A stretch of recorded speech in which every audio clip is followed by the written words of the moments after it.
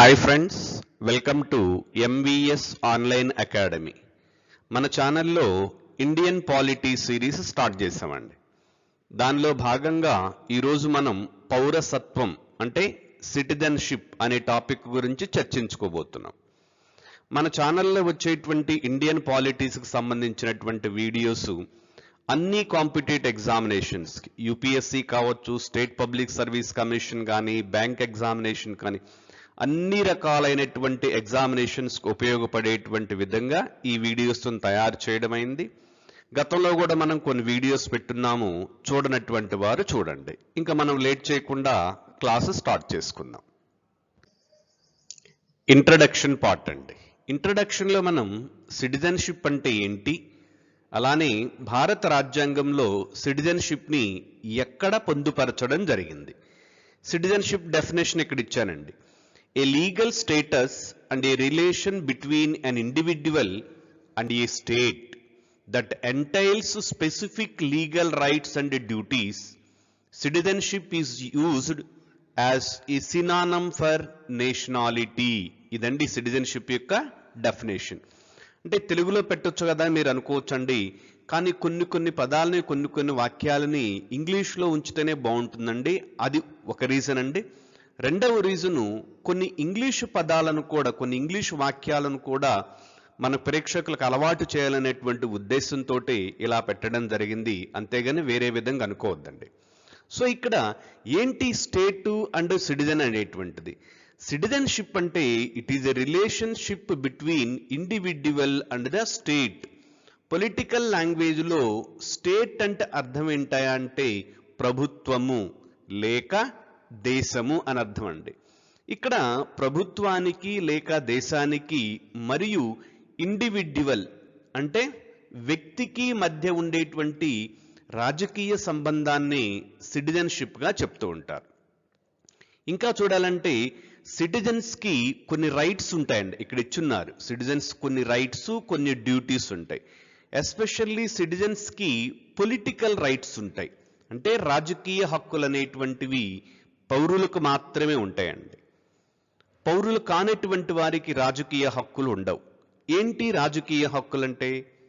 Vote హక్కు, ఎన్నికల్లో పోటీ చేసేటువంటి హక్కు, అలానే ఎమ్మెల్యేలు, ఎంపీలు, ముఖ్యమంత్రి, ప్రధానమంత్రి, అలానే ప్రెసిడెంటు, ఈ వివిధ రకాలైనటువంటి ఆఫీసులకి ఎలక్ట్ అయ్యేటువంటి హక్కును కూడా పొలిటికల్ రైట్ అంటారండి. ఇది కేవలం సిటిజన్స్కి మాత్రమే ఉంటుంది, నాన్ సిటిజన్స్కి ఉండదు. ఇంకా చూద్దాం, ఇక్కడ కాన్స్టిట్యూషన్లో రెండవ భాగం అండి, very important. Part 2 articles 5 to 11 వరకు పౌరసత్వం గురించి వివరిస్తుందండి. పార్ట్ 1 అనేటువంటిది భారతదేశం యొక్క భూభాగము, దాని యొక్క పేరు, అలానే రాష్ట్రాలు, కేంద్రపాలిత ప్రాంతాల యొక్క పేర్లు అనేవి పార్ట్ 1లో ఉన్నాయండి. అది మనం గత వీడియోలో చూసాం. ఇప్పుడు పార్ట్ 2 అనేటువంటిది సిటిజన్షిప్ గురించి ఆర్టికల్ 5 నుండి 11 వరకు వివరిస్తూ ఉంటుంది. నెక్స్ట్, పౌరసత్వం యూనియన్ జాబితాలో ఉన్నది. అంటే మనకి 3 జాబితాలు ఉన్నాయి తెలుసండి, కేంద్ర జాబితా, రాష్ట్ర జాబితా, ఉమ్మడి జాబితా. పౌరసత్వం అనేది యూనియన్ జాబితాలో ఉంది, అంటే కేంద్ర జాబితాలో ఉన్నది. నెక్స్ట్, పార్లమెంటు ప్రత్యేక అధికార పరిధిలో ఉంటుంది. అంటే దీని అర్థం ఏంటా అంటే సిటిజన్షిప్కి సంబంధించినటువంటి ఎలాంటి చట్టమైనా పార్లమెంటు మాత్రమే చేయగలుగుతుందండి. స్టేట్స్ లేక స్టేట్ అసెంబ్లీకి ఎలాంటి సంబంధము లేదు. నెక్స్ట్, రాజ్యాంగం పౌరుడు అనేటువంటి పదాన్ని అసలు నిర్వచించలేదండి. పౌరుడంటే ఏంటో రాజ్యాంగం నిర్వచించలే. మరి ఎవరు నిర్వచిస్తారండి? పార్లమెంట్. అదే ఇక్కడ చెప్పబడింది. పార్లమెంట్ అనేది ఒక చట్టం ద్వారాగా పౌరులంటే ఎవరో నిర్ణయించడం జరుగుతుంది. Last one, articles. కొన్ని ఆర్టికల్స్ అనేటువంటి ఎస్పెషల్లీ సిటిజన్షిప్కు సంబంధించినటువంటి ఆర్టికల్స్ నవంబర్ 26, 1949 నుండే అమల్లోకి వచ్చాయండి. మనందరికి తెలుసు, 1949 నవంబర్ 26వ తేదీన రాజ్యాంగ పరిషత్తు ముసాయిదా రాజ్యాంగాన్ని ఆమోదించిందండి. కానీ రాజ్యాంగం అనేది 1950 జనవరి 26 నుండి అమలులోకి వచ్చింది. కానీ కొన్ని అంశాలు అనేటువంటివి నవంబర్ 26, 1949 నుండి అమల్లోకి రావడం జరుగుతుంది. వాటిలో కొన్ని ఇక్కడ నేను బాక్సులో ఇచ్చున్నానండి, సిటిజన్షిప్కి సంబంధించినటువంటి అంశాలండి. దానితో పాటు మరికొన్ని ఆర్టికల్ 60, ఆర్టికల్ 380, 393 ఈ ఆర్టికల్స్ అన్నీ కూడా నవంబర్ 26, 1949 నుండే అమల్లోకి వచ్చేవి. మిగిలినటువంటి పూర్తి రాజ్యాంగం అంతా కూడా 26 జనవరి, నేను ఇక్కడ ఇచ్చున్నానండి, 26 జనవరి 1950 నుండి అమల్లోకి రావడం జరిగింది. నెక్స్ట్, రాజ్యాంగ నిబంధనలు అంటే కాన్స్టిట్యూషనల్ ప్రొవిజన్స్ చెప్పామంటే మనం అక్కడ 5 to 11 ఆర్టికల్స్ అండి. ఇక్కడ మనం ఆర్టికల్ వైజ్గా బ్రీఫ్గా చూద్దామండి, పెద్దగా వివరించుకోవాల్సిన పని లేదు. ఎందుకంటే భారత రాజ్యాంగం సిటిజన్షిప్ గురించి చాలా తక్కువ వివరించిందండి. మిగిలినటువంటిదంతా కూడా పార్లమెంటుకు వదిలేసింది. అసలు రాజ్యాంగం ఏం చెప్పింది అంటే పౌరుల గురించి, రాజ్యాంగం అమలులోకి వచ్చే నాటికి అంటే 1950 జనవరి 26 నాటికి పౌరులు ఎవరు అనేది మాత్రమే రాజ్యాంగంలో చెప్పబడింది. అంతేకాని ఫ్యూచర్లో పౌరులు ఎవరు అనేటువంటిది రాజ్యాంగంలో చెప్పల. 1970లో భారత పౌరులు ఎవరు, 1991లో భారత పౌరులు ఎవరు, ఇది రాజ్యాంగంలో చెప్పలేదండి. ఇది రాజ్యాంగం పార్లమెంటుకి ఇచ్చిందండి. పార్లమెంటు టైం టు టైం చట్టాలు చేస్తూ సిటిజన్షిప్ రైట్స్ అనేటువంటి వాటిని వివరిస్తూ ఉంటుంది. చూద్దాం ఆర్టికల్ 5 అనేటువంటిది ఏంటో. భారత భూభాగం అంటే కాన్స్టిట్యూషన్ అమల్లోకి వచ్చే నాటికి కనీసం 5 సంవత్సరాలు భారతదేశంలో నివసిస్తున్నటువంటి వారు భారత పౌరులు అవుతారండి ఆర్టికల్ 5 ప్రకారం. ఆర్టికల్ 6 అనేటువంటిది పాకిస్తాన్ నుండి ఇండియాకు వలస వచ్చినటువంటి వారండి. భారతదేశం అంటే భారత ఉపఖండం విభజన జరిగిన తర్వాత, ఇండియా పాకిస్తాన్కి విభజించిన తర్వాత పాకిస్తాన్లో ఉండలేనటువంటి వారు ఇండియాకు రావడం జరిగిందండి. వారు కూడా భారత పౌరులుగా గుర్తింపబడతారు అని ఆర్టికల్ 6లో చెప్పబడింది. ఆర్టికల్ 7 అనేటువంటిది ఇండియా నుండి భారత్కు వెళ్ళారండి. పార్టీషన్ అయిన తర్వాత ఇండియా నుండి పాకిస్తాన్కి వెళ్ళారండి. ఎందుకు? అక్కడ వాళ్ళకి బంధువులు ఉన్నారో లేకుంటే ఆస్తుందో ఎలా ఉందో మరి అక్కడికి వెళ్ళారు. కానీ అక్కడికి వెళ్ళిన తర్వాత పరిస్థితులు అనుకూలంగా లేవండి, కాబట్టి మరలా ఇండియాకి తిరిగి రావడం జరిగింది భారతదేశంలో స్థిర నివాసాన్ని ఏర్పాటు చేసుకోవడానికి. అలాంటి వారు కూడా భారత పౌరసత్వం పొందడానికి అర్హులు అని ఆర్టికల్ 7లో చెప్పబడింది. ఆర్టికల్ 8 అనేది భారతదేశం వెలుపల నివసిస్తున్నటువంటి వారండి. ఫర్ ఎగ్జాంపుల్, ఇండియా అనేటువంటిది బ్రిటిష్ వారి వలస కాలనీ అండి. ఇట్ ఇస్ ఏ కాలనీ, వలస దేశంగా ఉన్నది. కాబట్టి ఇక్కడ ఉండలేనటువంటి భారతీయులు ఎప్పుడో 1920లోనో 1935లోనో 1940లోనో ఇతర దేశాలకు వలస వెళ్ళిపోయారండి. అక్కడే నివసిస్తున్నారు, అక్కడే సెటిల్ అయిపోయారు. కానీ ఇప్పుడు మన దేశం అనేటువంటిది ప్రపంచంలో ఒక గొప్ప దేశంగా తయారైంది. స్వతంత్రం వచ్చింది, ఫండమెంటల్ రైట్స్ ఉన్నాయి, ఇవన్నీ ఉన్నాయండి. కాబట్టి వాళ్ళు ఏమనుకున్నారంటే తిరిగి మరలా ఇండియాకి రావాలనుకున్నారండి. అలాంటి వారికి సంబంధించినటువంటి పౌర హక్కుల గురించి ఆర్టికల్ 8లో చెప్పబడింది. Next, article 9.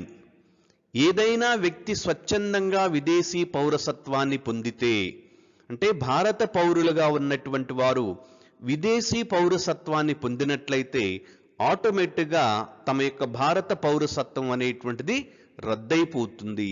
ఎందుకంటే మన రాజ్యాంగం ఏక పౌరసత్వాన్ని గుర్తించిందండి, సింగిల్ సిటిజన్షిప్. మన దేశంలో ద్వంద్వ పౌరసత్వం లేదు. ద్వంద్వ పౌరసత్వం అంటే డ్యూయల్ సిటిజన్షిప్, ఏక పౌరసత్వం అంటే సింగిల్ సిటిజన్షిప్. మనం సింగిల్ సిటిజన్షిప్ అనే కాన్సెప్ట్ని ఇంగ్లాండ్ నుండి తెచ్చుకున్నామండి. అదే అమెరికాలో అనుకోండి, అమెరికాలో ద్వంద్వ పౌరసత్వం ఉంటుంది, డ్యూయల్ సిటిజన్షిప్ ఉంటుంది. అమెరికాలో ఫస్ట్ వారు రాష్ట్ర పౌరులుగాను, తరువాత అమెరికా దేశ పౌరులుగాను 2 రకాలైనటువంటి పౌరసత్వాలు ఉంటాయి వాళ్ళకి. కానీ మన దేశంలో ఏక పౌరసత్వం అనేటువంటిది ఉంది. దాన్ని ఆర్టికల్ 9లో చెప్పడం జరిగింది. ఆర్టికల్ 10 అండి, కంటిన్యూషన్ ఆఫ్ ద సిటిజన్షిప్.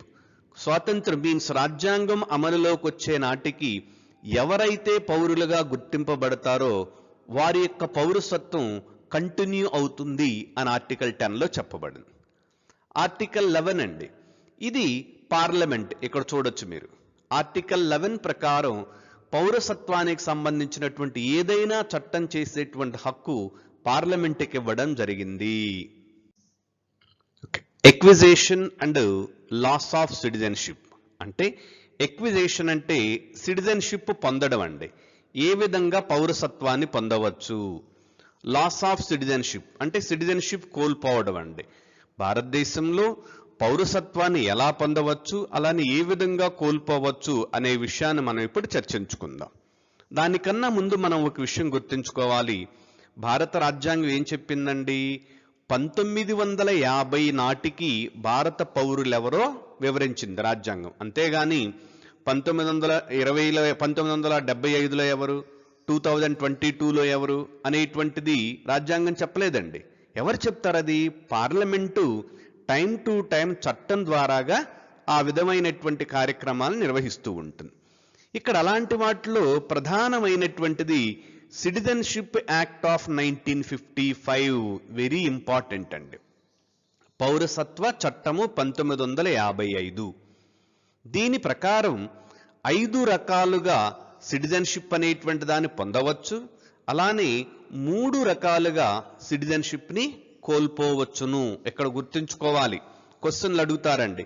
రాజ్యాంగం ప్రకారం 3 విధాలుగా సిటిజన్షిప్ కోల్పోవచ్చు, 5 విధాలుగా సిటిజన్షిప్ పొందవచ్చు అంటారండి. ఇది ఇన్కరెక్ట్ స్టేట్మెంట్. ఎందుకంటే రాజ్యాంగం చెప్పలే అసలుకి ఏ విధంగా సిటిజన్షిప్ తెచ్చుకోవాలి, ఏ విధంగా సిటిజన్షిప్ కోల్పోతుంది అని. ఎక్కడ చెప్పబడింది? అదంతా కూడా 1955 సిటిజన్షిప్ యాక్ట్. దీన్ని ఎవరు చేశారండి? పార్లమెంట్ చేసింది. దీని ప్రకారం 5 అండి. అవేంటివో చూద్దామండి. బై బర్త్ అంటే బర్త్ అంటే మనకు తెలుసండి. బై డిసెంట్, డిసెంట్ అంటే వారసత్వం, తాతలు తండ్రులు ఉంటారు కదండి, అది వారసత్వం. నెక్స్ట్ రిజిస్ట్రేషన్ అండి. అంటే ఎవరైనా విదేశీ పరులు, ఫర్ ఎగ్జాంపుల్ ఒక ఇండియన్ అబ్బాయి ఫారిన్ అమ్మాయిని మ్యారేజ్ చేసుకున్నాడండి. మరి ఆ అమ్మాయి ఇండియన్ సిటిజన్ కావాలి అంటే రిజిస్ట్రేషన్ ద్వారా, అంటే తను రిజిస్టర్ చేసుకోవాలండి గవర్నమెంట్ ఆఫీస్లో. నేను ఈ విధంగా మ్యారేజ్ చేసుకున్నాను, నేను భారత పౌరసత్వాన్ని పొందాలనుకుంటున్నాను అని తను రిజిస్ట్రేషన్ ద్వారా చేసుకోవాలండి. అప్పుడు దానికి కొంత కండిషన్స్ ఉంటాయి. ఆ కండిషన్స్ అన్నీ ఫుల్ఫిల్ అయితే అప్పుడు వారికి గవర్నమెంట్ అనేటువంటిది సిటిజన్షిప్ ఇస్తూ ఉంటుంది. 4th one naturalisation. Very very important. ఎందుకంటే ఇక్కడ ఉన్నటువంటి వర్డ్ న్యాచురలైజేషన్, కానీ కొన్నిసార్లు ఏమిస్తాడంటే అక్కడ నేషనలైజేషన్ అని ఇస్తాడు. రాంగ్. అది న్యాచురలైజేషన్. న్యాచురలైజేషన్కి రిజిస్ట్రేషన్కి సంబంధం ఏంటా అంటే రిజిస్ట్రేషన్ ద్వారా సిటిజన్షిప్ పొందేటువంటి వారు ఏదో ఒక విధంగా భారతదేశంతో రిలేషన్ ఉంటుందండి. అది ఏ విధంగా కావచ్చు, వాళ్ళ తాతలు తండ్రులు ఏదో తరతరాల క్రితం ఈ దేశంలో ఉండవచ్చు, లేదా మ్యాట్రిమోనియల్ రిలేషన్ ద్వారా కానివ్వండి ఇక్కడ సిటిజన్షిప్ పొందడాన్ని రిజిస్ట్రేషన్ ద్వారా అంటారండి. అలా కాకుండా న్యాచురలైజేషన్ అండి, అంటే వారికి భారతదేశంతో ఎలాంటి సంబంధం లేదండి. ఫర్ ఎగ్జాంపుల్ తీసుకుందాము, బిల్ గేట్స్ ఉన్నారండి. బిల్ గేట్స్ మన సంస్కృతి సాంప్రదాయాలంటే బాగా ఇష్టపడి భారతదేశాన్ని తన యొక్క స్థిర నివాసంగా ఏర్పాటు చేసుకోవాలనుకున్నారు. మరి ఆయనకు భారతదేశంతో ఎలాంటి సంబంధం లేదండి. ఆయన ఏం చేస్తారు? గవర్నమెంట్ ఆఫ్ ఇండియాకి అప్లై చేసుకుంటారండి. అలా అప్లై చేసుకోవడాన్ని న్యాచురలైజేషన్ ద్వారాగా సిటిజన్షిప్ పొందడం అంటారు.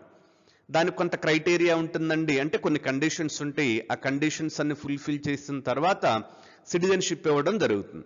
ఎగ్జాంపుల్ అండి, మదర్ తెరీసా ఉంది. మదర్ తెరీసాకి ఎలాంటి రిలేషన్ లేదు కదండి ఇండియాలో. ఆవిడ కూడా కొద్ది కాలం నివసించిన తర్వాత భారత పౌరసత్వాన్ని పొందడం జరిగింది. 5th one incorporation of a territory.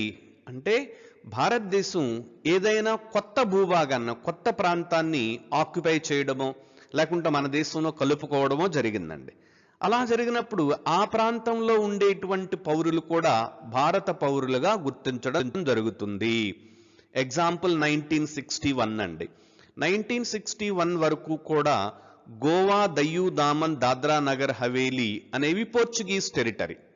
భారతదేశానికి 1947లో స్వతంత్రం వచ్చినప్పటికీ కూడా కొన్ని ప్రాంతాలు అనేటువంటివి ఇంకా విదేశీల ఆధీనంలో ఉన్నాయండి.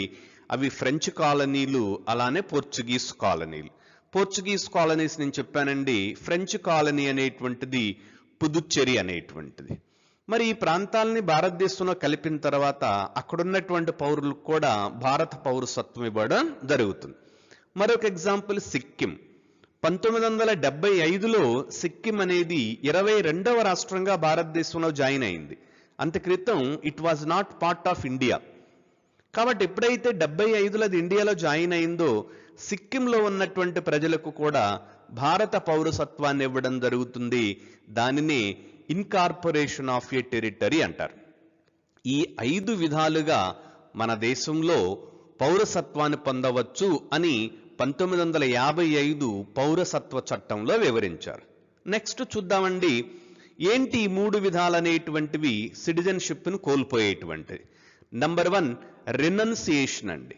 రెనౌన్సియేషన్ అంటే స్వచ్ఛందంగా నా సిటిజన్షిప్ నేను వదులుకోవడం అండి. నేను గవర్నమెంట్ ఆఫ్ ఇండియాకి రాస్తున్నాను, sir I want to take German citizenship so that నా సిటిజన్షిప్ క్యాన్సిల్ చేయండి అని రాస్తున్నాను. దాన్ని రెనౌన్సియేషన్ అంటారు. నెక్స్ట్ టెర్మినేషన్ అండి. టెర్మినేషన్ అంటే ఇండియన్ సిటిజన్ ఫారెన్ సిటిజన్షిప్ పొందారనుకోండి, ఆటోమేటిక్గా తన ఇండియన్ సిటిజన్షిప్ అనేటువంటిది టెర్మినేట్ అయిపోతుంది. అది టెర్మినేషన్ అంటే. నెక్స్ట్ డెప్రివేషన్ అండి. ఇది ప్రభుత్వం బలవంతంగా పౌరసత్వాన్ని లాగేసుకుంటుందండి. కొంతమంది వ్యక్తులు యాంటీ సోషల్ ఎలిమెంట్స్గా, అంటే దేశ పరువు ప్రతిష్టలకు భంగం కలిగేటువంటి విధంగా ప్రవర్తిస్తున్నటువంటి వారి యొక్క పౌరసత్వాన్ని బలవంతాన తొలగించడం జరుగుతుంది. దానినే డెప్రివేషన్ అంటారు. నేను మరొకసారి చెప్తున్నానండి, ఈ 8 రకాలైనటువంటి అంశాలు కూడా కాన్స్టిట్యూషన్లో చెప్పబడలేదు. కేవలం సిటిజన్షిప్ యాక్ట్ 1955లోనే చెప్పడం జరిగింది. కాబట్టే 1955 సిటిజన్షిప్ చట్టాన్ని భారతదేశంలో సిటిజన్షిప్ రైట్స్ కి మదర్ యాక్ట్, మాతృ చట్టము. ఈ క్రింది వాటిలో సిటిజన్షిప్ కి మాతృ చట్టంగా దేనిని పరిగణిస్తారు అంటే 1955 సిటిజన్షిప్ యాక్ట్. పౌరసత్వ సవరణ చట్టం 2019. గత స్లైడ్లో మనం 1955 సిటిజన్షిప్ యాక్ట్ అనే దాన్ని చూసామండి. దానికి ఎన్నోసార్లు సవరణలు చేయడం జరిగిందండి. లేటెస్ట్గా జరిగినటువంటిది 2019 పౌరసత్వ సవరణ చట్టం. గుర్తుంచుకోండి, ఈ అమెండ్మెంట్, సవరణ ఇంగ్లీష్లో అమెండ్మెంట్ అంటారండి. ఈ అమెండ్మెంట్ అనేది కాన్స్టిట్యూషన్కి జరిగింది కాదు. ఇది 1955 పౌరసత్వ చట్టానికి జరిగినటువంటి సవరణ. ఏంటి సవరణ అనేది చూస్తే మనం ఇక్కడ హిందువులు, సిక్కులు, బౌద్ధులు, జైనులు, పార్సీలు మరియు క్రిస్టియన్లు, ఈ 6 రకాలైనటువంటి మత సంబంధమైనటువంటి పీడితులండి ఆ దేశాలలో. ఏ దేశాలండివి? పాకిస్తాన్, బంగ్లాదేశ్, ఆఫ్ఘనిస్తాన్. ఈ 3 దేశాలు కూడా ఇస్లామిక్ రిపబ్లిక్స్. ఆ దేశాల నుండి హిందువులు, సిక్కులు, బౌద్ధులు, జైనులు, పార్సీలు, క్రిస్టియన్లు, ఈ 6 రకాలైనటువంటి మైనారిటీస్, రిలీజియస్ మైనారిటీస్ అనేటువంటి వారు డిసెంబర్ 31, 2014 ముందు కానీ ఆ రోజున కానీ భారతదేశంలోకి వచ్చి కనీసం 5 సంవత్సరాల పాటు కానీ భారతదేశంలో నివసించినట్లయితే వారు భారత పౌరసత్వాన్ని పొందడానికి అర్హులు అనేది పౌరసత్వ సవరణ చట్టం 2019లో వివరించడం జరుగుతుంది. ఇక్కడ మనం గుర్తుంచుకోవాల్సింది, ముస్లిమ్స్ అనేటువంటి వారిని ఇక్కడి నుంచి ఎక్స్క్లూడ్ చేశారండి. మహమ్మదీయ సోదరుల్ని దీని నుంచి ఎక్స్క్లూడ్ చేయడం అనేటువంటి జరిగింది. ఇక్కడ చూస్తే ఇది పౌరసత్వం యొక్క అవసరాన్ని 11 సంవత్సరాల నుండి 5 సంవత్సరాలకు తగ్గించింది. అంటే నేను మీకు గత స్లైడ్లో చెప్పానండి, న్యాచురలైజేషన్ ద్వారాగా సిటిజన్షిప్ పొందాలి అంటే ఇండియాలో కనీసం 11 సంవత్సరాలు నివసించుండాలండి. కానీ 2019 సవరణ చట్టం ఈ 11 సంవత్సరాలని 5 సంవత్సరాలకు తగ్గించిందండి. అది కూడా కేవలం ఈ 6 రకాలైనటువంటి రిలీజియస్ మైనారిటీసు ఈ 3 దేశాల నుంచి ఈ తేదీలోపు భారతదేశంలోకి వచ్చినటువంటి వారికి మాత్రమే ఇది వర్తిస్తుంది. నెక్స్ట్ ఇంక మరికొన్ని ఇంపార్టెంట్ అయినటువంటి అంశాలండి. దీన్ని PIO, person of Indian origin, అలానే OCI, overseas citizen of India. NRIs మనందరికి తెలుసండి, ఎన్ఆర్ఐస్ అని వింటూ ఉంటాము. అసలు ఎన్ఆర్ఐస్ అంటే ఎవరో చూద్దామండి. అలానే 2015 అమెండ్మెంట్. ఈ 4 అంశాలనేవి ఇప్పుడు మనం డిస్కస్ చేసుకుందాం. వీటిని ఇంగ్లీష్లోనే పెట్టానండి, ఎందుకంటే తెలుగు ట్రాన్స్లేషన్ చాలా కష్టంగా ఉంటుంది. అలానే ఇంగ్లీష్లో చూస్తేనే మీకు కూడా కొంత అలవాటు అవుతుందనేటువంటి ఉద్దేశంతో. మరొక రీజన్ ఏంటంటే, మనకి తెలుగులో క్వశ్చన్ పేపర్ తయారు చేయరండి కాంపిటేటివ్ ఎగ్జామ్స్కి. ఫస్ట్ దాన్ని ఇంగ్లీష్లో తయారు చేసి ఇంగ్లీష్ నుండి తెలుగులోకి ట్రాన్స్లేట్ చేయడం జరుగుతుంది. కాబట్టి కొన్ని సందర్భాల్లో తెలుగు పదాలనేటువంటి కరెక్ట్గా రావండి. అలాంటప్పుడు మనం ఇంగ్లీష్ మీద ఆధారపడవలసి వస్తుంటుంది. కాబట్టి నేను ఇక్కడ 2 తెలుగు ఇంగ్లీష్ అనేటువంటి వాటిని మిక్స్ చేసి ఇవ్వడం జరుగుతూ ఉంటుంది. ట్రై టు అండర్స్టాండ్ అండి, don't take it other way. Now let us see person of Indian origin. ఎవరు వీరు? పిఐఓ అంటే PIO refers to A person who is not a citizen of India but can trace ancestry to the country. అంటే భారతదేశానికి పౌరుడు కాదండి ఇతను, వీళ్ళు భారతీయ పౌరులు కాదు, కానీ ఎప్పుడో 100 years బ్యాకో 50 years బ్యాకో ఎప్పుడో వీరి యొక్క తాతలు తండ్రులు ముత్తాతలు ఈ దేశంలో నివసించున్నారండి, ఈ దేశంతో సంబంధం ఉంది. కానీ ఇప్పుడు వారు ఎక్కడున్నారండి? ఎక్కడో ఫారిన్ కంట్రీస్లో ఉంటూ ఉన్నారు. వారిని పర్సన్ ఆఫ్ ఇండియన్ ఆరిజిన్ అంటారండి. Okay, next overseas citizen of India. ఏంటి ఇక్కడ ఓసిఐ అంటే? They are a former citizens of India. వీరు ఫార్మర్ సిటిజన్స్ అండి. అంటే ఇండిపెండెన్స్ వచ్చిన తర్వాత, ఫర్ ఎగ్జాంపుల్ 1971లో ఇండియా నుంచి ఒక 10 ఫ్యామిలీస్ కెనడా వెళ్ళినాయి అనుకుందామండి. వాళ్ళు ఇండియన్స్ అయినండి, ఇండియన్ సిటిజన్స్ అప్పుడు. కానీ ఇప్పుడు ఏమయ్యారండి? వాళ్ళు కెనడియన్ సిటిజన్గా మారటం జరుగుతుంది. అలాంటి వారి గురించి చెప్పడాన్ని ఓవర్సీస్ సిటిజన్స్ ఆఫ్ ఇండియా అంటారు. ఇక్కడ డిఫరెన్స్ గుర్తుంచుకోండి. పిఐఓ అంటే వారు ఇండియన్ సిటిజన్స్ కాదండి, కానీ వారి యొక్క పూర్వీకులు ఎప్పుడో ఇండియాలో నివసించి ఉన్నారు, వారిని పిఐఓ అంటారు. అయితే ఇక్కడ ఓసిఐ అంటే ఇండియన్ సిటిజన్సేనండి, కానీ ఇండిపెండెన్స్ వచ్చిన తర్వాత వాళ్ళు ఫారెన్లో సెటిల్ అవడం జరుగుతుంది. అలాంటి వారిని ఓవర్సీస్ సిటిజన్ ఆఫ్ ఇండియా అంటారు. అసలు ఏంటిదంతా కూడా అనేది మీకు తర్వాత చెప్తానండి నేను. Next NRI. NRI means non resident Indians. వీళ్ళు ఇండియన్ సిటిజన్ అండి, కానీ ఇండియాలో నివసించట్లేదండి. తాత్కాలికంగా వీరు ఇండియాని వదిలి ఇతర దేశాల్లో కొంత పని నిమిత్తమో లేదా చదువు నిమిత్తమో ఉద్యోగ నిమిత్తం అక్కడ ఉండడం జరుగుతుంది. అలాంటి వారిని నాన్ రెసిడెంట్ ఇండియన్స్ అంటారు. గుర్తుపెట్టుకోండి, వీళ్ళు ఇండియన్ సిటిజన్సేనండి, వీళ్ళకి ఓటు హక్కు ఉంటుంది, వీళ్ళు ఎమ్మెల్యేగా పోటీ చేయొచ్చు, ముఖ్యమంత్రిగా పోటీ చేయొచ్చు. కానీ ఇక్కడ ఉన్నారు చూసారా, పిఐఓ అలానే ఓసిఐ అనేటువంటి వారికి వీరు ఇండియన్ సిటిజన్స్ కాదండి, గుర్తుంచుకోండి, వారు ఇండియన్ సిటిజన్స్ కాదు. కాబట్టి వాళ్ళకి right to vote, political rights అనేటువంటి ఉండవండి. కానీ ఎన్ఆర్ఐస్ అనేటువంటి వాళ్ళు సిటిజన్స్, వాళ్ళకి అన్ని రకాలైన హక్కులు ఉంటాయండి. ఇక్కడ చూడండి, ఎవరైనా ఇండియన్ సిటిజను 180 రోజులు భారతదేశాన్ని వదిలి విదేశంలో కానీ నివసిస్తుంటే, అంటే 182 రోజులు అంటే 6 months అండి, హాఫ్ ఇయర్ అనేటువంటిది కానీ ఇండియా వదిలి బయట ఉంటే వారిని నాన్ రెసిడెంట్ ఇండియన్, అంటే ఇండియన్ సిటిజనే but not residing in India for temporarily they are staying out of India for variety of the reasons. ఇక్కడ గుర్తుంచుకోవాలి, ఇది కూడా ఫినాన్షియల్ ఇయర్లోనండి. అంటే ఒక ఆర్థిక సంవత్సరంలో మన ఇండియాలో ఫినాన్షియల్ ఇయర్ ఎప్పుడు స్టార్ట్ అవుతుందండి? April 1st స్టార్ట్ అయ్యి March 31st ఎండ్ అవుతుంది. ఈ మధ్యకాలంలో 182 రోజులు కానీ ఫారిన్లో ఉంటే వాళ్ళని ఎన్ఆర్ఐస్ అంటారు. నెక్స్ట్ 2015 అమెండ్మెంట్ యాక్ట్ అండి.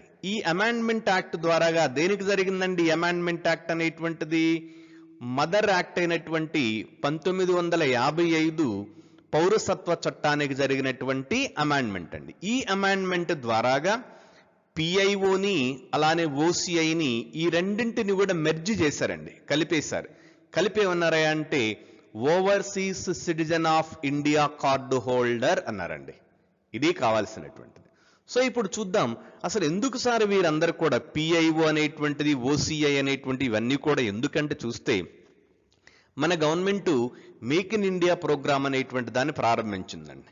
అంటే భారతదేశంలోని వస్తువులను తయారు చేయడం అండి. అలానే భారత అభివృద్ధిలో భారత మూలాలు అంటే భారత సంతతికి చెందినటువంటి వారు విదేశాల్లో ఉన్నారండి, వారిని కూడా భారత అభివృద్ధిలో భాగస్వాములు చేయాలి అనేటువంటి ఉద్దేశంతో ఈ కాన్సెప్ట్ని తీసుకురావడం జరుగుతుంది. వీరికి కొన్ని ఎవరికండి ఓసిఐ కార్డు హోల్డర్స్కి కొన్ని స్పెషల్ హక్కులు అనేటువంటి రైట్స్ అనేటువంటి ఉంటాయి. అవి తర్వాత మీరు మీ ఓన్గా మీరు చర్చించుకోండి.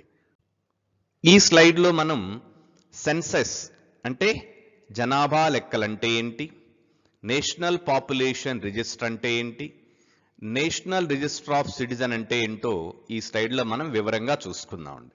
ముందుగా మనం సెన్సెస్ జనాభా లెక్కలంటే ఏంటో చూద్దాం. The census involves a detailed questionnaire. There were 29 items to be filled up in the 2011 census. ఇక్కడ నేను 2011 సెన్సస్ ఎందుకు మెన్షన్ చేశానండి, ఇదే లేటెస్ట్ సెన్సస్ అండి. 2011 తర్వాత జనాభా లెక్కలు తీయలేదండి. 2021లో తీయవలసింది కరోనా వలన తీయలేకపోయారు. కాబట్టి ఇప్పటికి మనకున్న లేటెస్ట్ డేటా 2011 నాటిది. దాని ప్రకారం 29 రకాలైనటువంటి అంశాలని ఈ జనాభా లెక్కల సేకరణలో వారు వాళ్ళు టిక్ చేసుకోవడం లేక దాన్ని ఏమంటారంటే నమోదు చేసుకోవడం జరుగుతూ ఉంటుంది. అలాంటి వాటిలో ఏంటంటే including age, sex and marital status, children, occupation, birth place etcetera. ఈ విధంగా 29 రకాలైనటువంటి అంశాలని ఈ జనాభా లెక్కల సేకరణలో వారు నమోదు చేసుకోవడం జరుగుతుంది. ఇది సెన్సస్ అంటే. నెక్స్ట్ మనం ఎన్పిఆర్ నేషనల్ పాపులేషన్ రిజిస్టర్ అంటే ఏంటో చూద్దాం. ఇక్కడ చూడాలి, నేషనల్ అంటే జాతీయత, పాపులేషన్ అంటే ప్రజలు, రిజిస్టర్ అంటే దేశం మొత్తం మీద ఉన్నటువంటి ప్రజల యొక్క నమూనా అంటే వారి యొక్క నేమ్స్ని రిజిస్టర్ చేయడం. చూద్దాం మనం ఇక్కడ. NPR is a database. It is a database containing a list of ordinary residents of the country. అంటే భారతదేశంలో సాధారణంగా నివసిస్తున్నటువంటి ప్రజల యొక్క డేటాబేస్ అండి. వీళ్ళు సిటిజన్స్ మాత్రమే కాదు, భారతదేశంలో ఉన్నటువంటి సిటిజన్స్ కావచ్చు, విదేశీ పౌరులు కావచ్చు, ఎవరైనా కానివ్వండి, వారిని ఏమంటారంటే ఆర్డినరీ రెసిడెంట్స్ అంటారు. ఇక్కడ నేను ఇచ్చినాను మీకు. ఆర్డినరీ రెసిడెంట్స్ అంటే ఎవరయ్యా అంటే a person staying in a particular country or in India for a continuous period of 6 months. ఎవరైతే భారతదేశంలో 6 నెలల నుండి నివాసం ఉంటూ ఉంటారో వారిని ఆర్డినరీ సిటిజన్స్గా పరిగణిస్తారు. ఎన్పిఆర్ అనేది ఆర్డినెన్స్ మీన్స్ ఆర్డినరీ రెసిడెంట్, సాధారణ పౌరుల యొక్క డేటాబేస్ అండి, వారి యొక్క నమూనా. Next, NPR collects basic demographic data and biometric data. ఇక్కడ 2 types ఆఫ్ డేటా అండి, demographic data and biometric data. Demographic data అనేటువంటిది మన యొక్క నేము, డేట్ ఆఫ్ బర్త్, ఇవన్నీ కూడా డెమోగ్రాఫిక్ డేటా అండి. మనకు ఆధార్ కార్డు మీద ఉంటుంది, అది డెమోగ్రాఫిక్ డేటా. మన నేము, డేట్ ఆఫ్ బర్త్, మన సెక్స్ అంటే మేలా ఫీమేల్ అనేటువంటిది ఎట్సెట్రా ఎట్సెట్రా, అది డెమోగ్రాఫిక్ డేటా. బయోమెట్రిక్ డేటా అనేటువంటిది మనందరికీ తెలుసు. ఈ రోజుల్లో బయోమెట్రిక్ అనేటువంటిది అందరికీ కామన్ అయిపోయింది. ఐరిష్ కానివ్వండి, థంబ్ ప్రింట్ కానివ్వండి, ఇవన్నీ కూడా బయోమెట్రిక్ డేటా. ఈ రెండింటినీ కూడా ఎన్పిఆర్లో కలెక్ట్ చేస్తారండి. Next, NPR is not a citizenship. చెప్పాను మీకు, ఇది సిటిజన్షిప్ కాదు అండి. కేవలం ఇది భారతదేశంలో ఎంతమంది ఉంటున్నారు అనే తెలుసుకోవడానికి మాత్రమే చేసేటువంటి ఒక కార్యక్రమం. Next, no document will be collected. ఏ విధమైనటువంటి ప్రూఫ్ అనేటువంటిది మనం సబ్మిట్ చేయాల్సినటువంటి పని లేదండి అక్కడ. కేవలం వాళ్ళు names and demographic biometric data తీసుకొని వెళ్తారు. ద ఆబ్జెక్ట్, ఓకేనండి, బాగుంది సార్, మరి ఎందుకు దీన్ని కలెక్ట్ చేయటం అనేటువంటి చూస్తే, to create a comprehensive data of usual residents in the country. మరి ఈ దేశంలో ఎంతమంది నివసిస్తున్నారో ప్రభుత్వానికి తెలియాలి కదండి. ఎందుకు ఈ దేశంలో ఉన్నటువంటి వనరులు అందరూ వాడుకోవాలని, వాటర్ కావాలి, ల్యాండ్ కావాలి, వెహికల్స్ కావాలి. దీని ద్వారాగా దేశం మీద భారం పడుతూ ఉంటుందండి. కాబట్టి దేశంలో నిజమైనటువంటి పౌరులు ఎవరు, అలానే పౌరులు కాకుండా విదేశాల నుంచి వచ్చి నివసిస్తున్నటువంటి వారు ఎవరైనటువంటి తేడా తెలుసుకోవడం అనేటువంటిది ప్రభుత్వం యొక్క ఆలోచనగా మనకి ఇక్కడ తెలుస్తూ ఉందండి. ఫస్ట్ దీన్ని ఎప్పుడు చూసారండి? 2010లో తీయడం అనేటువంటిది జరిగింది. తరువాత 2015లో దీన్ని అప్డేట్ చేశారు. ఇదండి నేషనల్ పాపులేషన్ రిజిస్టర్ అనేటువంటిది. Now another interesting concept, the national register of citizens. ఇక్కడ చూడండి, ఇది రిజిస్టర్ ఆఫ్ సిటిజన్స్ అండి. ప్రీవియస్ స్లైడ్లో ఏం చూసాం మనం? పీపుల్ అన్నామండి, కానీ ఇక్కడ సిటిజన్స్. ఇక్కడ ఏం చేస్తారండి? సిటిజన్స్ అనేటువంటి వారు ఎవరో వారి నేమ్స్ అనేటువంటి వాటిని రిజిస్టర్ చేయడం జరుగుతుంది. చూద్దాం. NRC national register of citizen is a record containing the names of genuine Indian citizens. ఇక్కడ కేవలం ఇండియన్ సిటిజన్స్ మాత్రమే ఉంటారండి. It is an effort by the Indian government to identify and report illegal immigrants. ఎందుకండి చేయడం అంటే, మన దేశంలోకి ఎవరైతే అక్రమంగా చొరబడ్డారో, అంటే అక్రమంగా వచ్చారో, ఎలాంటి డాక్యుమెంట్స్ లేకుండా, వారిని ఈ దేశం నుండి తరిమివేయడానికి. అంటే పౌరులుగా వచ్చినటువంటి వారు, పౌరులుగా ఉన్నటువంటి వారు ఇక్కడ కంటిన్యూ అవుతారు. పౌరసత్వం లేకుండా ఇల్లీగల్గా ఈ దేశంలో ఉన్నటువంటి వారిని గుర్తించి వాళ్ళని వారి దేశానికి తిరిగి పంపడమే ఈ కార్యక్రమం యొక్క ముఖ్య ఉద్దేశం. The only time a national-wide NRC was created in 1951. ఇప్పటికి ఇది ఎన్నిసార్లు జరిగిందండి?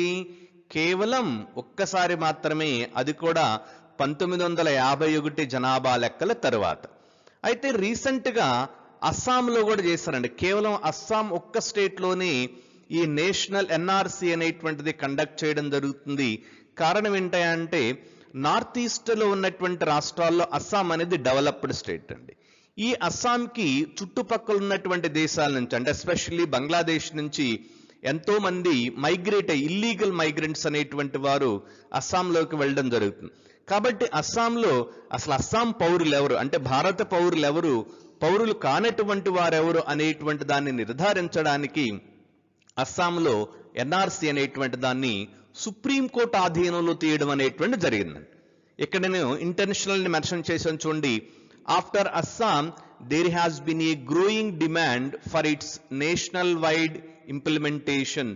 అస్సాంలో ఎప్పుడైతే ఒకసారి దీన్ని తీశారో, అలానే దేశం అంతా కూడా, అన్ని ప్రాంతాలు, అన్ని రాష్ట్రాల్లో కూడా ఎన్ఆర్సీని చేపట్టాలి అనేటువంటి డిమాండ్ అనేది జరుగుతూ ఉంది.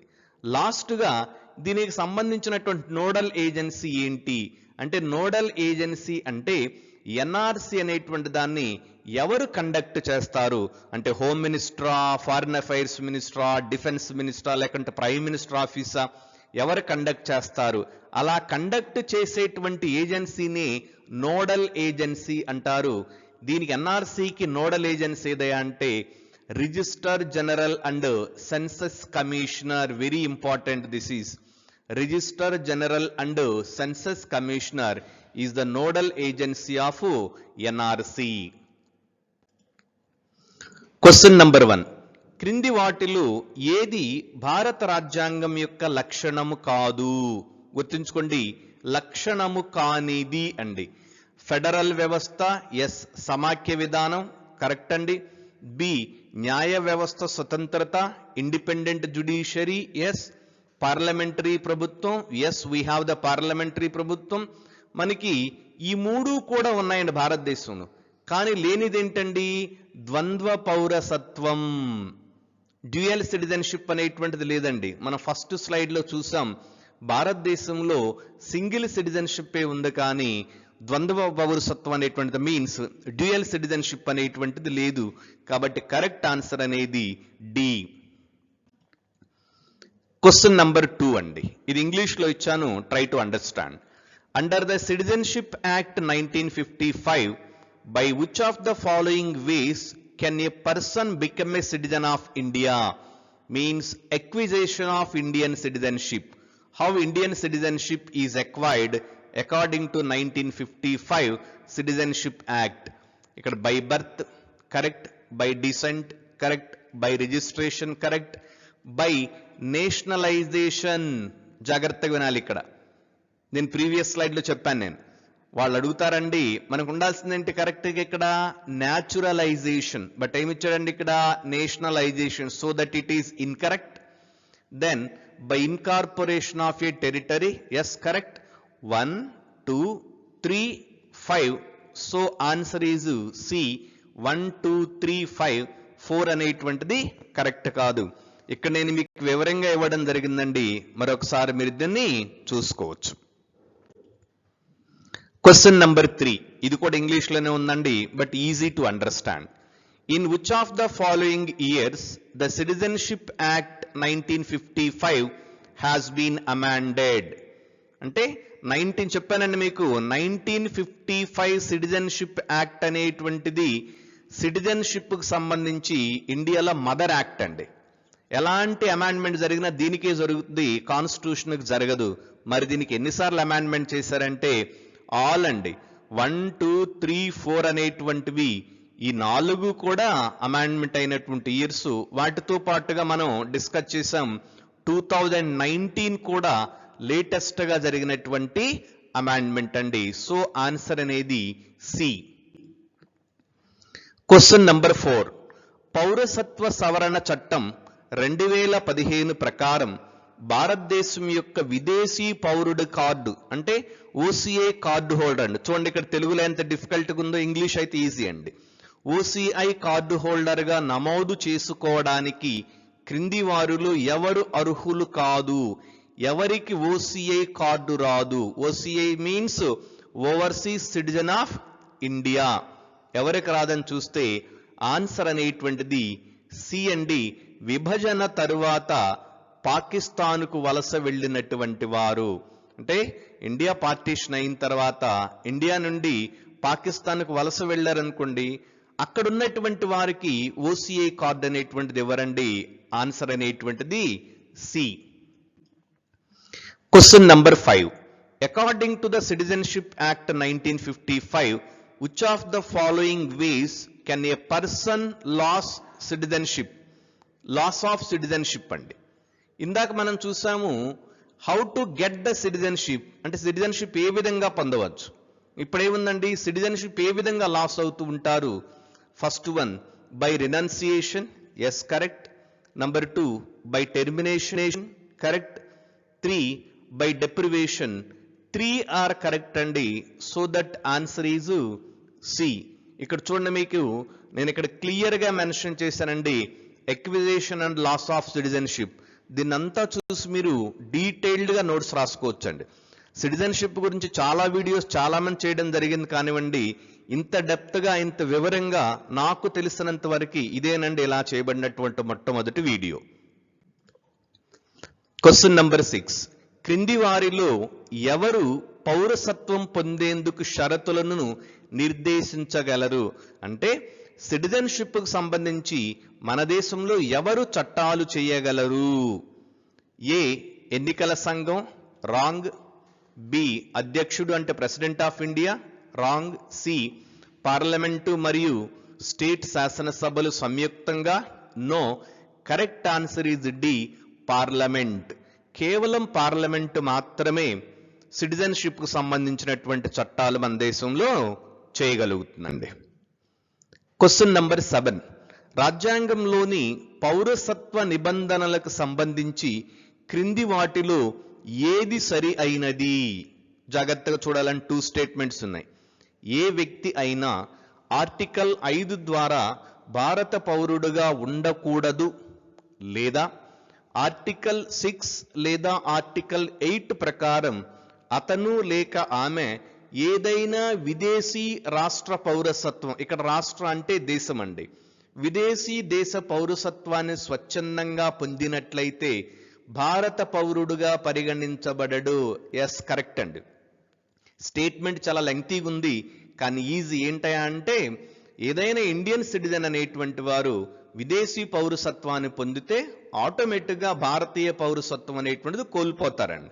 ఎందుకండి, మన దేశం సింగిల్ సిటిజన్షిప్ మాత్రమే యాక్సెప్ట్ చేస్తుంది, డ్యూయల్ సిటిజన్షిప్ అనేది యాక్సెప్ట్ చేయదు. So that statement 1 is correct. Second statement, పౌరసత్వ సముపార్జన మరియు రద్దు means get the citizenship and the loss of citizenship మరియు పౌరసత్వానికి సంబంధించిన అన్ని ఇతర విషయాలకు సంబంధించి ఏదైనా నిబంధనను రూపొందించడానికి పార్లమెంటుకు అధికారం ఉంది. Yes, correct statement. So that answer is C. 1 మరియు 2 both are correct. Question number 8. పౌరసత్వం అంటే ఏమిటి? నేను ఫస్ట్ స్లైడ్లో చెప్పానండి, ఒకసారి మీరు అబ్జర్వ్ చేస్తే మనం ఎందుకు ఇంట్రడక్షన్ పార్ట్లు ఇవన్నీ కూడా వివరించుకుంటున్నామయ్యా అంటే తర్వాత మనకి క్వశ్చన్స్కి ఆన్సర్ చేయటం ఈజీ అవుతుందండి. 8th క్వశ్చన్, పౌరసత్వం అంటే ఏమిటి? పౌరుల పూర్తి పౌర మరియు రాజకీయ హక్కులు. ఎస్, చెప్పాను మీకు, కేవలం సిటిజన్స్కి మాత్రమే పొలిటికల్ రైట్స్ ఉంటే మిగతా వాళ్ళకు ఉండవు. హౌస్ ఆఫ్ ద పీపుల్ అంటే రాజ్యం, లోక్సభ మరియు రాష్ట్రం యొక్క శాసనసభకు ఎస్ ఎన్నిక కావచ్చు, ఓటు హక్కు ఉంటుంది. అలానే పార్లమెంటుకు శాసనసభకు కూడా ఎన్నిక కావచ్చు. కాబట్టి 1, 2, 3 అనేటువంటివి correct. So that answer is D.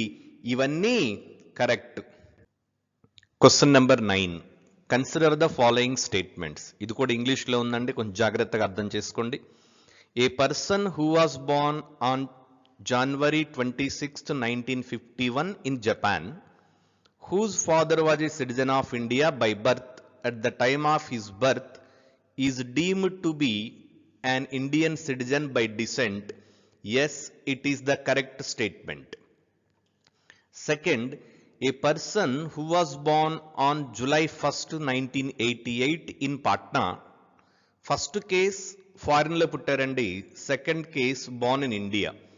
Whose mother is a citizen of India at the time of his birth, but her father, means the baby's father, was not the citizen of India. అంటే 1988లో ఒక baby పాట్నాలో ఇండియాలో పుట్టిందండి. అప్పటికి ఆ baby యొక్క mother Indian సిటిజనే కానీ father మాత్రం Indian citizen కాదు. కాబట్టి అలాంటప్పుడు ఆ బేబీ ఇండియన్ సిటిజన్ అవుతుందా కాదా? ఎస్, ఆ బేబీ ఇండియన్ సిటిజన్ అనేటువంటిది అవుతుందండి. 1 and 2 are correct. So that answer is C. Both are correct. ఇక్కడ నేను ఎక్స్ప్లెయిన్ చేయడం జరిగిందని చూసుకోండి. ఫస్ట్ది జస్ట్ సోలీ అండి. బేసిక్గా సిటిజన్షిప్ అనేటువంటిది 2 కాన్సెప్ట్ మీద డిపెండ్ అయి ఉంటుందండి. నంబర్ 1 జస్ట్ సోలీ అంటే సన్ ఆఫ్ ద సాయిల్ అండి. ఇక్కడ నేను ఇవ్వడం జరిగింది రైట్ ఆఫ్ ద సాయిల్. ఆ భూమి మీద పుడితే వారు ఆ దేశం యొక్క పౌరులుగా గుర్తింపబడతారు. రెండవది జస్ట్ సంగ్వినస్. జస్ట్ సంగ్వినస్ అంటే ఆ భూమి మీద, ఆ ల్యాండ్ మీద, ఆ కంట్రీలో పుట్టకపోయినప్పటికీ కూడా రైట్ టు బ్లడ్ లేక ప్రిన్సిపల్ ఆఫ్ డిసెంట్, వారసత్వంగా కూడా సిటిజన్షిప్ను పొందవచ్చండి. బట్ ఇండియాలో 1986 వరకు కూడా జస్ట్ సోలీని ఫాలో అయ్యామండి. బట్ 86 తర్వాత మనం జస్ట్ సంగ్వినస్ అనేటువంటి ప్రిన్సిపల్ని బేస్ చేసుకుని సిటిజన్షిప్ రైట్స్ అనేటువంటిది ఇవ్వడం జరుగుతుంది. 10వ question, under which of the following conditions can citizenship be provided in India? అంటే ఇండియాలో ఈ క్రింది విధంగా సిటిజన్షిప్ పొందగలరు. Number 1 should be born in India. ఇది ఎప్పటికండి? 1950 జనవరి 26 నాటికి. గుర్తుంచుకోండి. 1 should born in India. Yes. Either of whose parents was born in India. Yes. Who has been a resident of India for not less than 5 years. అంటే కనీసం 5 సంవత్సరాలు ఇండియాలో నివసిస్తున్నటువంటి వారు. దీని correct answer ఏ. 1, 2, 3. ఇక్కడ నేను ఇవ్వడం జరిగింది. ఏసీసీ అంటే according and according to the constitution. Question number 11. Consider the following statements. Statement 1 అండి. Article 371A to 371I were inserted in the Constitution of India to meet the regional demands of. భారత రాజ్యాంగంలో 371A నుండి 371I articles వరకు కూడా పొందుపరిచారు. దీనికి కారణం ఏంటయా అంటే కొన్ని రీజనల్ డిమాండ్స్ అనేటువంటివి ఉన్నాయండి. Example Nagaland, Assam, Manipur, Andhra Pradesh, Sikkim, Mizoram, Arunachal Pradesh and Goa. వారి యొక్క డిమాండ్స్ను ఫుల్ఫిల్ చేయడానికి కొంత స్పెషల్ స్టేటస్ ఇస్తూ వాటికి ఈ ఆర్టికల్స్ అనేటువంటివి రాజ్యాంగంలో జత చేశారు. Second statement, this is the correct statement. Second, constitution of India and the United States of America envisages a dual policy, means union and states but a single citizenship. It is incorrect statement. India we have single citizenship, but in America dual citizenship, so that second statement is incorrect. Third statement, a naturalized citizen of India can never be deprived of his citizenship. It is incorrect statements. Any kind of citizenship can be deprived by the government of India, so that answer is D. Only one is correct. ఇక్కడ నేను మీకు ఒక note ఇవ్వడం జరిగిందండి article వైజ్గా. Article 371 special status to Nagaland, B Assam, ఈ విధంగా ఇచ్చాను మీకు. ఇక్కడ చూడండి, మనకి రెండు తెలుగు రాష్ట్రాలకి article 371D Andhra Pradesh, 371E Telangana ప్రాంతానికి సంబంధించినటువంటి స్పెషల్ కేటగిరీ పర్పస్ లేకుంటే స్పెషల్ స్టేటస్ అండి. ఇంకా ఇక్కడ చూడండి, మీకు Karnataka and Hyderabad reason 371J Karnataka and Hyderabad reason అండి. ఈ కొంత వెనుకబడినటువంటి ప్రాంతాలు, వీటికి స్పెషల్ ట్రీట్మెంట్ అనేటువంటిది అండర్ ఆర్టికల్ 371J ప్రకారం ఇవ్వడం జరుగుతుంది.